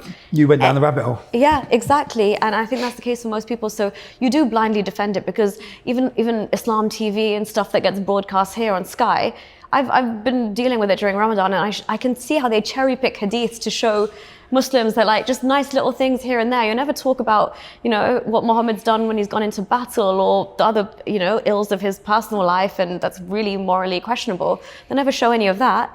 And as you said, you're right. I went through the whole system of being brought up as a Muslim, not knowing basic facts of Islam, even how it was spread. By the sword. Yeah. How else is it spread? Just like, can I ask your opinion? You've been around the world, you obviously now studied Islam, have you? You've gone through the life of Muhammad, knowledgeable one. The basic, enough to put me off. Okay. What's your opinion on the migration situation into the UK? Our immigration situation, these men that are travelling here, are they travelling here for safety? Can there, under Islam, be another aspect of migration?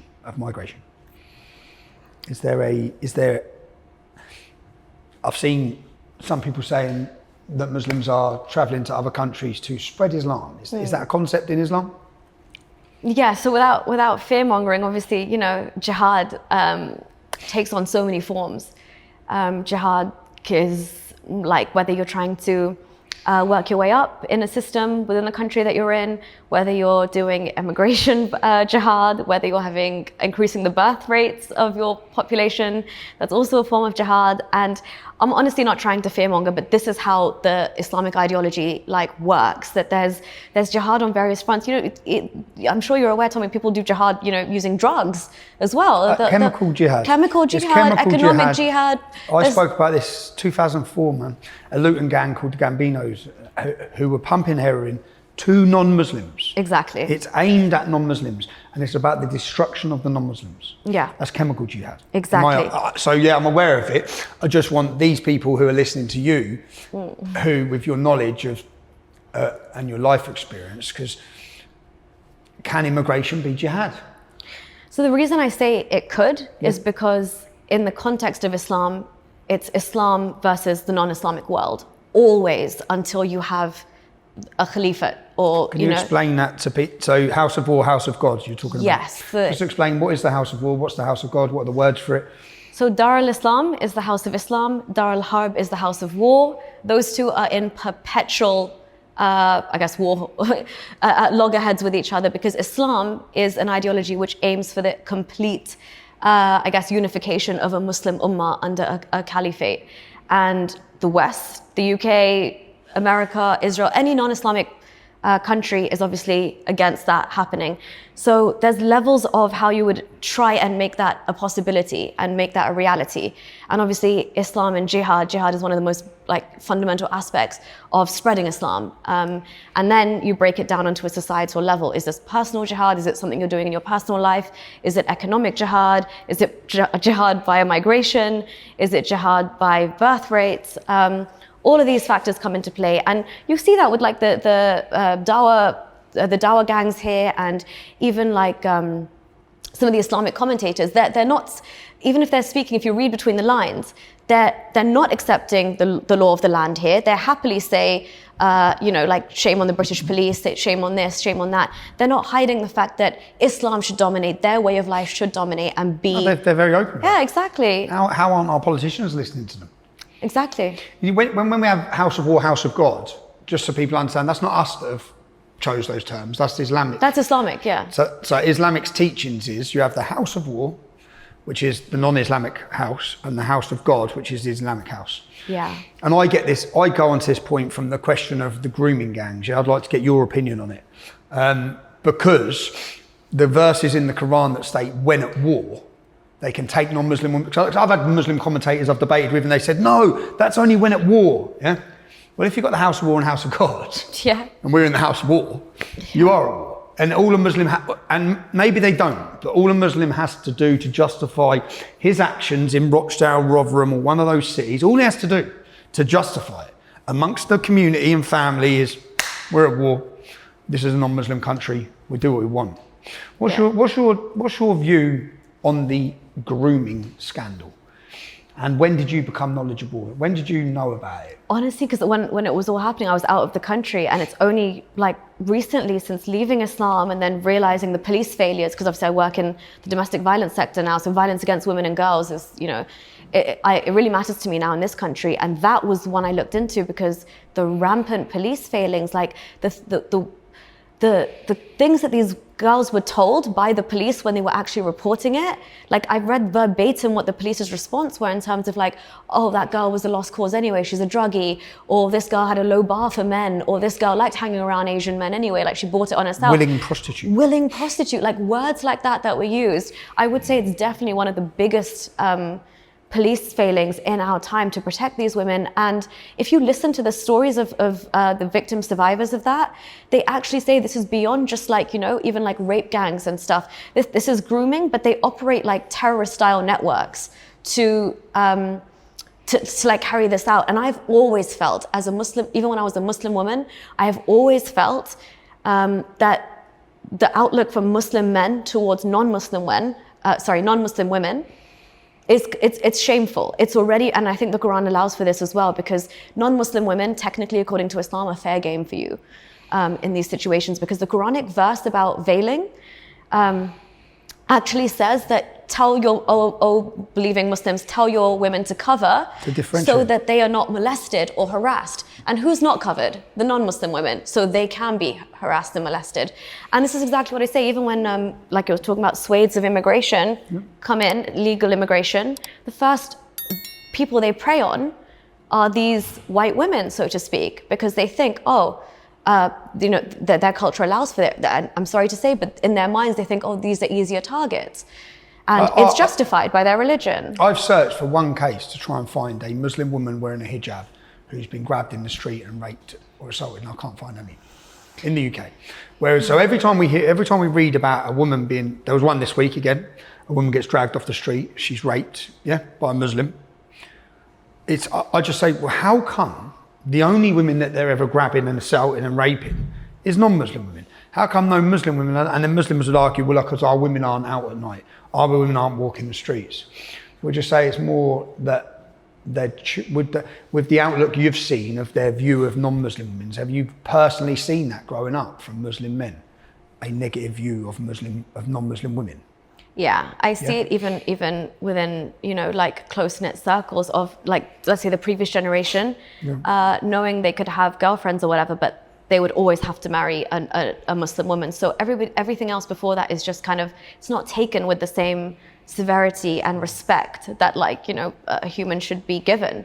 And I think there is some context, like, of the religion behind that. But I did look into it as well, because I wondered, was this predominantly their target? Because it seems so disproportionately like, you know, white English girls that they target. Like it's like almost they're preying on these vulnerable young women.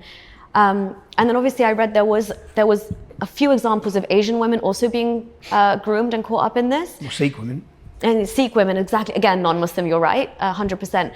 But yeah, again, the justifications, very, very fewer Asian women, and again, they're non-Muslim, but the justification is still there because white women would be their target predominantly, and they don't shy away from that. So if we see those numbers being much, much higher, it's because there's even hadiths which talks about like capturing sex slaves that have blonde hair. So it's dark Islamically. And there's one verse in the Quran says that they're blameless. Yeah. For taking sexual slaves, blameless. It's a divine right in that state. The job you're doing now, so since leaving Islam, At 25?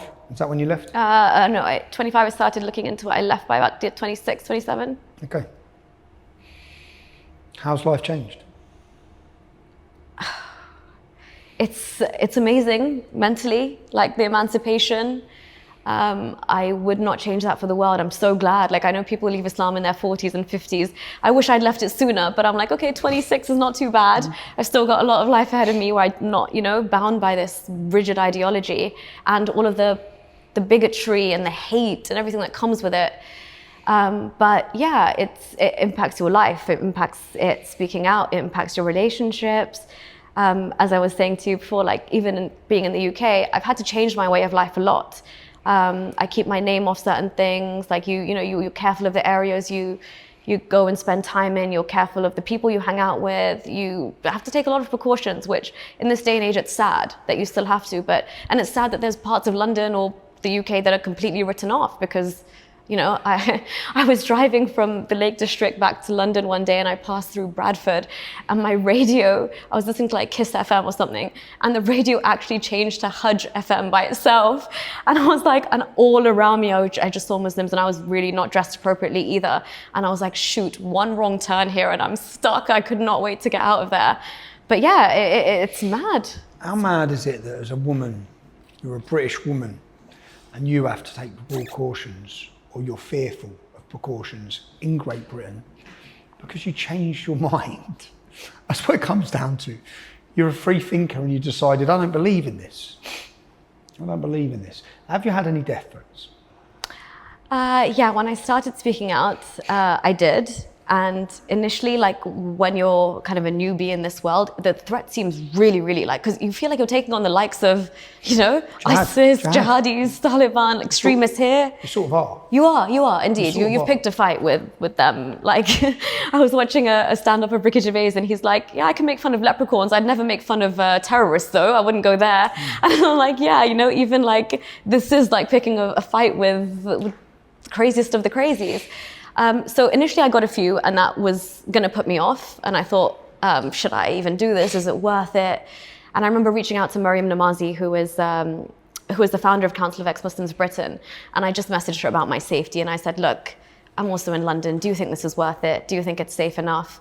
And she honestly wrote back a very kind of heartfelt email saying, take your time, think about it. But if you can, by all means, use your voice. And I was like, yeah, I refuse to be afraid. You're saying it's ridiculous. I refuse to give in to that. Which is quite rare. What do you think is about your character that makes you refuse to be afraid? Because there's a lot of people out there who have the views we have, or have the views I have anyway, about Islam, but they're afraid. And they're not Muslim. They're not even Muslim. So they're not as in danger as you sitting here talking about it.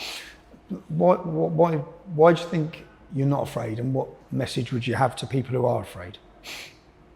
I think I'm very lucky because my also haven't lost all my interpersonal relationships, so that Would it be helps. different if you had? Would it be different if your mum and dad were that strict that they would have outcast you and you'd have been fear for them? I think I'd go harder. I think that would have spurred me on to go harder. Yeah, I think I actually I'm very. I like to be anyway quite balanced in my approach because I don't want whatever we got. I don't want to ruin a good thing and come too hard. And also I don't want to have myself killed tomorrow. So I pick and choose what I say when I say it. But I think it is just honestly, Tommy, once you've realized what it is, how dark Islam is.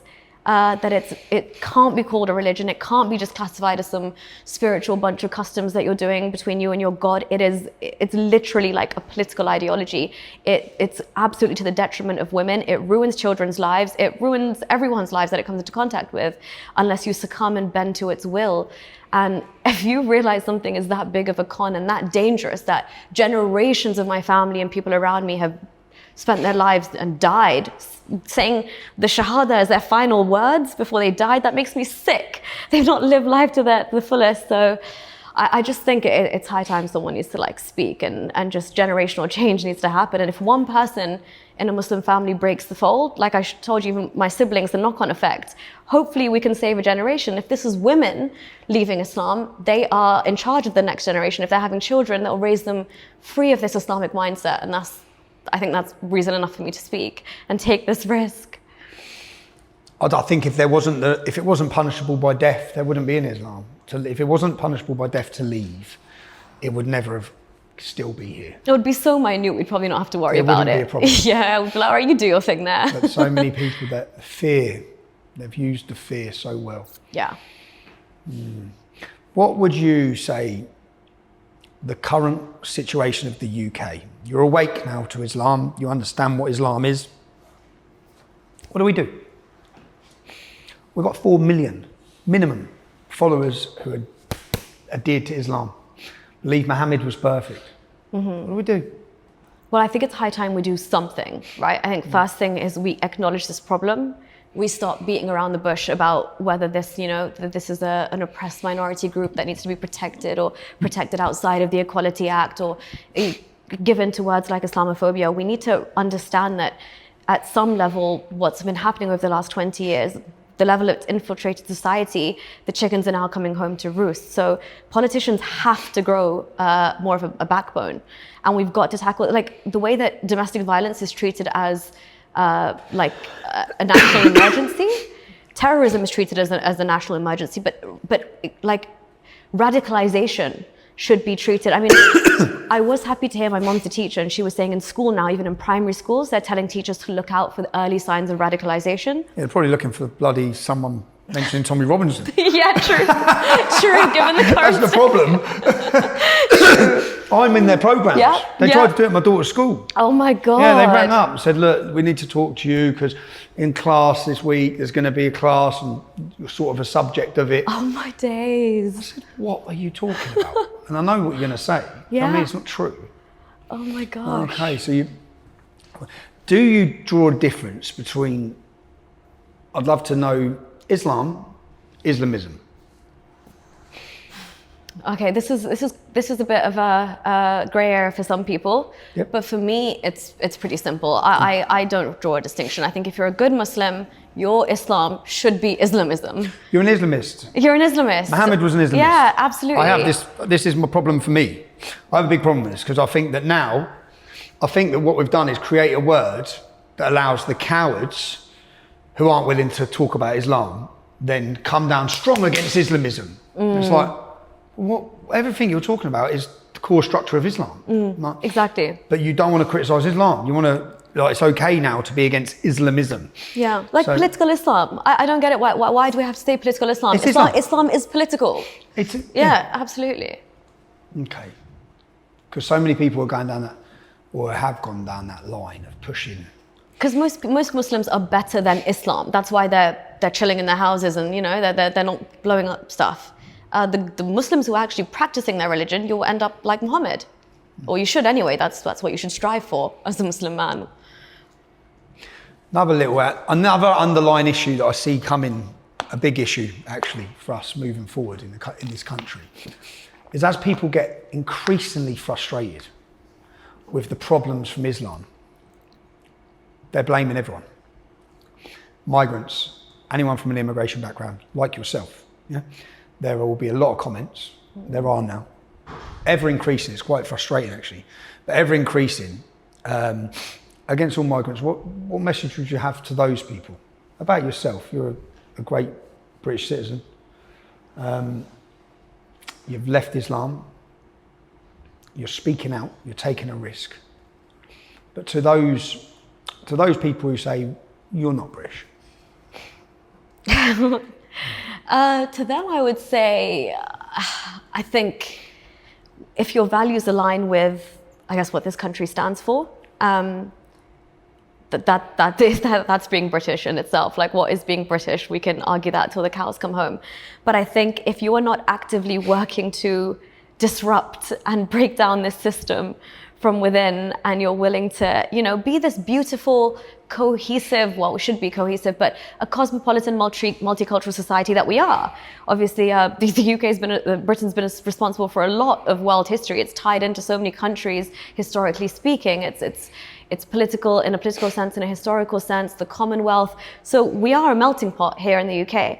And I think there is Anybody that's actively seeking to work against that, sure, you can question their Britishness, but anybody who is kind of working here for the betterment of society, to protect people, to safeguard our values, which I think are shared values, I don't think we should isolate them or ostracize them because of, I don't know, whether it's racist elements or an immigrant background or what have you. And we shouldn't conflate like all illegal immigrants with, a genuine good immigrant experience. Somebody who's assimilated and somebody who has, just has, fit in well to this country and is giving back to this country. I think there's a lot of people who fit into that category and they would proudly call themselves British. I agree. I totally agree. Can I ask you, how do we? Islam gives a solution to the LGBTQ plus mafia. Yeah? The degeneracy which we're currently seeing in society. I'm not talking about man and man fall in love or woman and woman fall in love, yeah, that's to do with man and woman and woman. I'm talking about the sexualization of children, which has now become accustomed to the rainbow flag. To me, it's been taken, hijacked, and stolen. And it's a sexualization of children. Islam answers a lot of the problems around that. A lot of people are pushing to Islam because it's very strong in its values. There's lots of people converting to Islam. Andrew Tate, there's people who are going to Islam as they see it as a strong answer to solve the degeneracy and the problems that we as a country face as well. What would you say to that? I say that's a car crash waiting to happen. Absolutely. Islam does not. It provides a framework, sure, of that kind of intense, as you said, strong kind of framework, which people like Andrew Tate and still a bunch of other people gravitate towards because they think other ideologies or systems are weaker. For example, they say Christianity is too weak, at least Islam stands up for itself. Yep. But it's in no way a solution to, and this is the thing, when people really, go towards Islam, they use that, rightly as you said, they think that, but their argument is look at how degenerate the West is, look at divorce rates. This is a dangerous argument that's going on at the minute because it's attracting a lot of people to Islam. Absolutely dangerous argument because you don't know you're getting into bed with another beast, and a beast that's far, far, far uglier and will take away fundamental rights of yours that, you once held sacrosanct. They're absolutely gone under Islam. So yeah, it might seem like a solution because it's more aggressive and it's the way it lays itself out, but it absolutely is not a solution. It would be chaos. Mind if I ask your views on the Israel-Palestine conflict? Yeah. Do you have a strong opinion on it? I have an opinion, obviously. I would, just like anybody else, obviously hoping for a lasting, peaceful solution. But again, leaving Islam, in my journey of unlearning that, there was a time when I blindly was in Saudi Arabia and I blindly was chanting Free Palestine and had the Free Palestine scarf, and I was part of that entire movement. And to be honest, I didn't really know why. That's what the Muslims were doing, and that's what Saudi Arabia's position was, and that's what my parents' position was. Therefore, that was my position. So having actually looked into the historical context of things a bit more, and undoing all the anti-Semitism that I naturally just had in me from being a Muslim, the Jews were to blame for a lot of things. I bought into so many conspiracies. And I feel so bad for even ever having thought this, but all the conspiracies that you hear, the most far-fetched things about Jews, a lot of Muslim families hold those to be true. They control the media, they control the banks, they're responsible for everything that's gone wrong. Again, even the popular picturizations we see of them physically, even Muslims really have a negative outlook on them. And again, this is completely from religion. So I can't detach. Religion or land, which you says to do, so that there, your view, the view you were brought up with of Jews, was that to do with religion or land? Religion. So I think in this conflict, for me, it's very toxic because there's religion and land at play, and it's from both sides. So yeah, but again, for me, having top UK imams as well, not outrightly condemn October 7th, just reinforced it wow, the anti-Semitism is so strong that you can't call sheer blatant terrorism and sexual violence against women what it is, and they're finding ways to justify it. Yeah, justify it. Sugarcoat it. Absolutely. So yeah, I definitely do now take a more holistic approach, and I think Israel definitely has a right to defend itself. Obviously, in the best way possible to minimize casualties and, you know, safeguard innocent lives in Gaza. But Hamas is Hamas, and you read their charter, it's straight out of the Islamic textbook. Jews shouldn't exist, Israel shouldn't exist. We don't want peace until it's all, you know, all ours. Until they're all dead. Yeah. What about politically in the UK? Do you see there being a political solution to the problems we face? Do you look at who would you vote for in the next election? I'm confused, Tommy. I'm still like, what is going on? Because, as an ex-Muslim, firstly, when I got back here, I felt very politically homeless anyway. And my family's pretty much Labour, as expected. And then again, leaving Islam, I realized, wow, Labour is really backed by the Muslim vote bank, and there's a reason. Not anymore, though. Not anymore, exactly. Not after bloody Gaza. Exactly. They're all rebelling, and do you see how George Galloway jumped in to fill that void? And now that Muslim lad in Birmingham standing as the mayor, and they're setting up their own parties, and Labour, who have hugged and kissed them for the last 20 years, is realising, oh shit. Yes, they're about to lose the Muslim vote. Mm-hmm. Yeah, sorry, I shouldn't have interrupted you then. Who will you be voting for? Who would you vote for? So for me, again, I'm pretty much undecided at this point. I'm gonna deliberate, but I can see that, you know, issues that people have with the Tories as well. I can see how the reform is coming in to fill that void again. And, you know, they actually, from what I've seen so far, at least acknowledge and aren't afraid to vocalize a problem with Islam or migration, things like that, in a more, you know, out there approach. So yeah, we shall see. It's a big one coming up, but even like local elections and, you know, Sadiq Khan, Hamza Yusuf, all these people in power, which I deem to be soft Islamists of a kind, you've got to work to... God, Lee Anderson lost his job over that comment. You did, you're right. Yeah, you're right. No, but London has changed under his watch, and it's fucked. It's absolutely, and there's no denying that. It's destroyed it. Absolutely. But he's smashing it in the polls. Yes. This should not be a message to the whole of Great Britain. You need to cotton on, because once one of them are in, you ain't getting them out. Yeah. Once the demographic shifts that much, it doesn't matter what they do. Yep. They'll use democracy to end democracy. Exactly. The longer he stays in power, the more London will go to the dogs. He ain't getting out of power. He's got it, and he's laughing, and he doesn't care either. He doesn't. Is there any political figure that you see or have seen in the UK that you think can lead the country? This is going to be so controversial to so many people, but I actually used to really not like Nigel Farage at all. Okay. And then he was humanized for me a lot more when I saw him on I'm a Celeb, Get Me Out of Here. And then I do like, when it comes to his viewpoints on honestly tackling the migration crisis and things like that, I think he's got a strong mind in terms of putting those things into practice. I think we're faffing around with what Rishi's trying to do. It's just like this whole... He's not doing shit. Yeah, exactly. It's a nightmare what's been happening. So I think we do need strong leadership at the helm, but somebody who is, you know, has got the guts to confront what we're dealing with here. I think even with you know, Sajid Jawed, the position he held as Home Secretary, when he dealt with Shamima Begum, in his mind, that was like a very, you know, that was utterly the right thing to do. And he says, if you'd seen what I had seen, you wouldn't question my decision whatsoever. And whether you agree with him or not, I think that's the kind of leadership that we need, like somebody who has a strong enough mind like that. But I can't really vouch for any of these people wholeheartedly, so. Okay.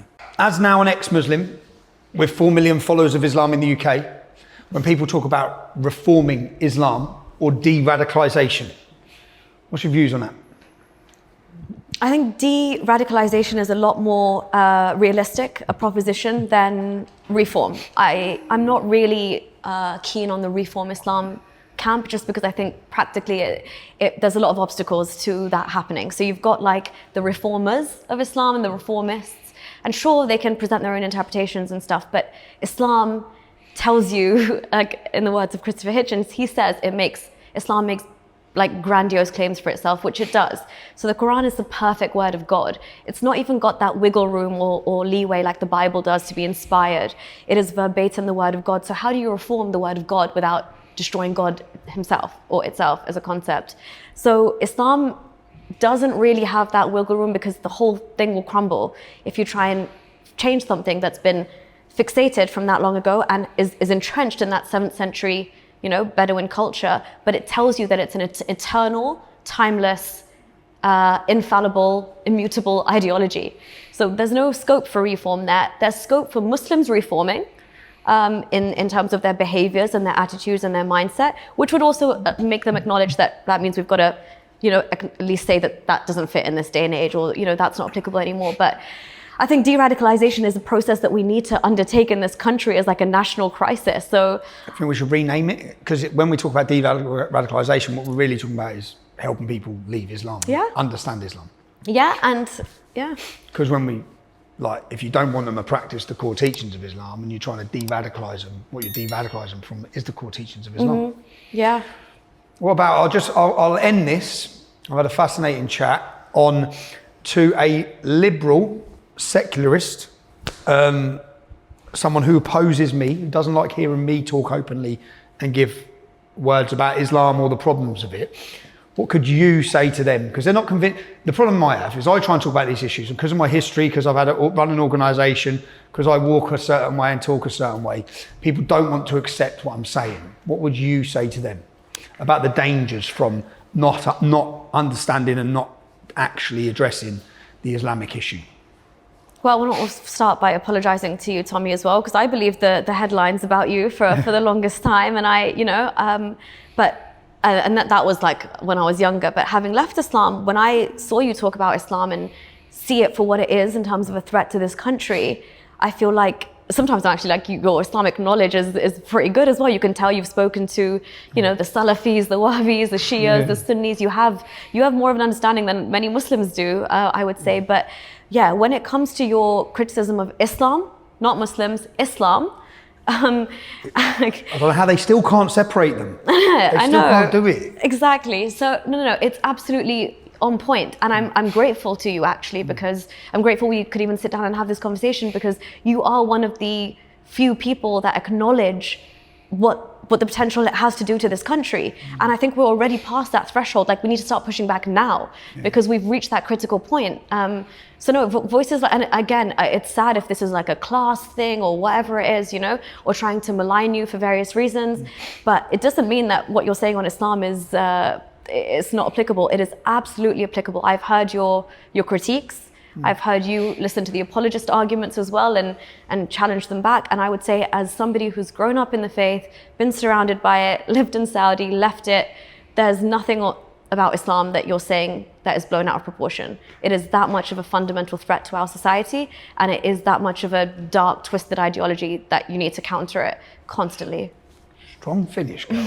Strong finish. Where can anyone watching this wants to follow you, follow your story, follow your development, where can they do that? On YouTube, I have a channel called Holy Humanist. You can just search my name as well, it will come up. And on X, it's @NouriaK is my Twitter X handle. Cool. Well, I've had a fascinating chat. I think we're at nearly 2 hours. I could probably just carry on talking about Islam and going down on all the aspects, but thank you. Thank you so much for having me. It was great talking. No, cheers. And thank you for what you do against Islam. Yeah, thank you. Thank you. If you've watched this, if you've liked it, share it. We're still censored, but I thank you for giving me the opportunity to sit and have these discussions. Every one of these discussions might wake one person up, 2 people up. Our job is to challenge people's minds and make them think, and you made that possible, so thank you. Carry on watching for more interesting guests. I'll talk to anyone. I'll debate anyone. I'll hear anyone's story. If you want to help me along that way, it's not free. I need your support. If you can support my family, that gives me my peace of mind. It means I can continue to do the work I do. I appreciate every bit of support, as do my children. It gives me the ability to fly them out here to see me so I can stay in constant contact with them. I'm deplatformed and I'm censored, so I need you. I need you to share this content. And make sure you stay tuned for upcoming weekly guests, interesting guests, exciting guests. I'm Tom Robinson, and this has been my podcast, Silence.